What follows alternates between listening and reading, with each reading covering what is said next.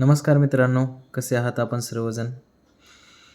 तर परत एकदा स्वागत आहे तुमचं आपल्या यूट्यूब चॅनलवरती. तर आज आपण रणवीर सिंगचं स्केच काढणार आहोत. वरती जो फोटो आहे तो तुम्ही पाहू शकता. तर तेच आपण स्केच काढणार आहोत आज. पाठीमागच्या व्हिडिओमध्ये आपण अक्षय खन्ना याचं स्केच काढलं, रहमान डकेत. तर आज आपण रणवीर सिंग म्हणजेच मोहित शर्मा यांचं स्केच काढणार आहोत. तर चला सुरू करूया. 3, 2, 1. आपले बेसिक आउटलाईन्स झालेले आहेत मित्रांनो. तर आपण शेडिंगला सुरुवात करणार आहोत. सर्वात अगोदर बेसिक आउटलाईन काढून घ्यायचे आहेत, मग नंतर शेडिंग करायला सोपी जाते. तर हे पूर्ण जे स्केच आहे ते तुम्ही पाहू शकताय की चारकोल खडूनी काढलेलं आहे. चारकोल खडूनी स्केच डार्क करू शकता.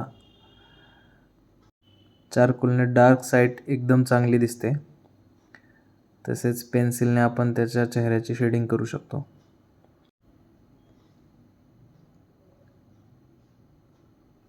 शेडिंग करताना काही प्रॉब्लेम्स येतात मित्रांनो, जसं की मला शेडिंग करताना स्केचवरती जेव्हा मी खडूने शेडिंग करतो तेव्हा माझा हात स्केचवरती टेकतो, तेव्हा ते स्केच पुसू नये म्हणून हाताच्या खाली पेपर ठेवलेला आहे मी. तर त्याच्यामुळे होतं असं की खालचे जे आउटलाईन्स असतात ते पुसल्या जात नाहीत आणि स्केच पण खराब होत नाही. त्याच्यामुळे तो पेपर यूज करतो आहे.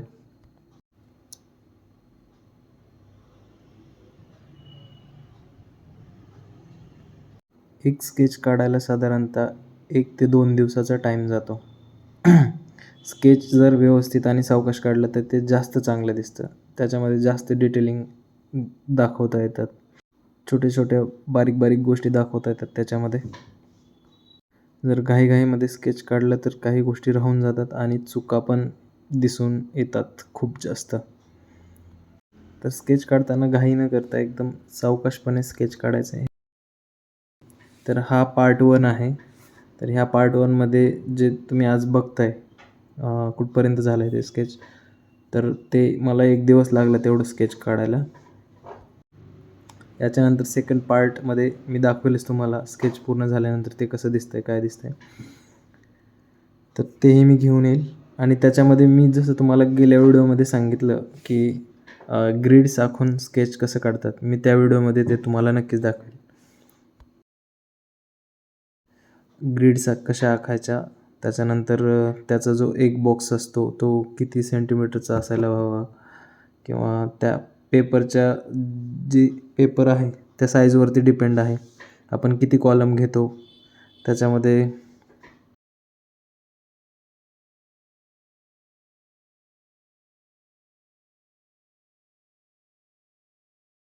तर आपल्या काही मित्रांनी आपले यूट्यूब चॅनलला सबस्क्राईब केलं नसेल तर सबस्क्राईब करा. खाली जे लाल बटन दिसतंय त्याच्यावरती क्लिक करा आणि व्हिडिओमध्ये कमेंटमध्ये नक्कीच सांगा की हे स्केच कसं वाटतंय तुम्हाला. लाईक करा, शेअर करा, सबस्क्राईब करा. या स्केचनंतर आपण आणखीन एक स्केच काढणार आहोत, तर तेही आपण लवकरच घेऊन येऊया. उद्या हे स्केच पूर्ण होईल मित्रांनो. तर मी पार्ट 2 लवकरच तुम्हाला त्याचं दाखवेल.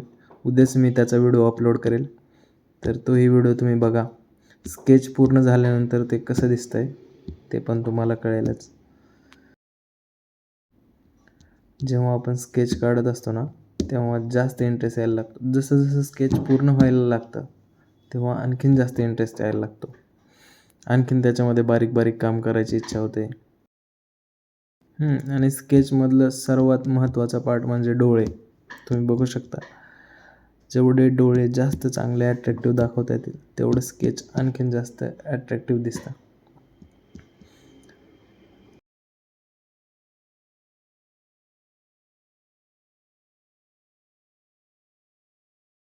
डोळे काढायला, डोळ्यावरती काम करायला खूपच जास्त मजा येते.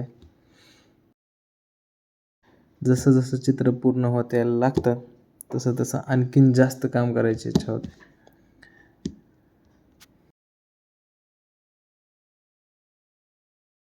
तुम्हालाही असंच होतंय का? तुमच्यासोबत पण असंच होतंय का? कमेंटमध्ये नक्की सांगा. याच्यामधलं सगळ्यात इंटरेस्टिंग पार्ट म्हणजे जे रणवीर सिंगची जी दाढी आहे ना, दाढी आणि केस, त्याच्यावरती शेडिंग करायला खूपच भारी. ते ॲक्च्युली असे वाकडे झालेले केस, असे आडेतिडे झालेले केस, ते शेडिंग करायला खूपच, ती एक वेगळीच टास्क आहे मित्रांनो. तर ते करण्यासाठी खूप भारी मजा येते. आणखीन एक गोष्ट म्हणजे रणवीर सिंगच्या तोंडात जी सिगरेट आहे, त्याच्यासमोरील जी लायटर जो पेटवलेला आहे ना, तो पण, त्याचा इफेक्ट द्यायला पण एक वेगळंच हे आहे. तर तुम्हालाही तुमच्यासोबत असं होतं का, तुम्हाला कोणते पार्ट आवडतात स्केचमध्ये? जेव्हा तुम्ही स्केच काढता तेव्हा तुम्हाला कोणत्या पार्टमध्ये जास्त इंटरेस्ट येतो? त्या पार्टवरती काम करताना जास्त इंटरेस्ट येतो? कमेंटमध्ये नक्की सांगा मित्रांनो. मला सगळ्यात जास्त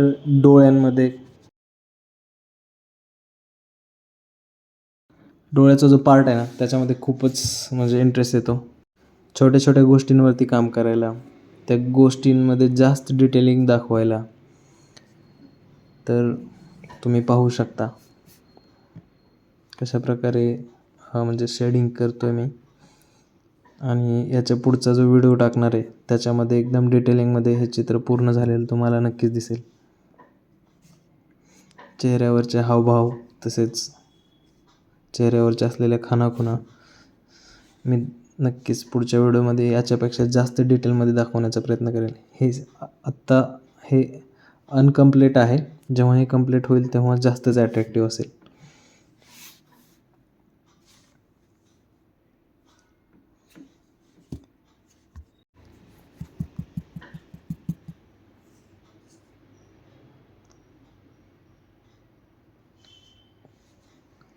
ॲक्च्युली चारकोलचा जो खडू आहे तिथं छोटे छोटे जे स्ट्रोक्स असतात ना, ते द्यायला खूपच प्रॉब्लेम येतो.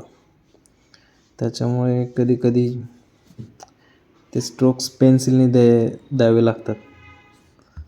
आणि स्टंपनी शेडिंग करायला सोपी जाते, पण जर जास्त मोठा पार्ट असेल तर कॉटन घेऊन पटकन पसरवता येतं.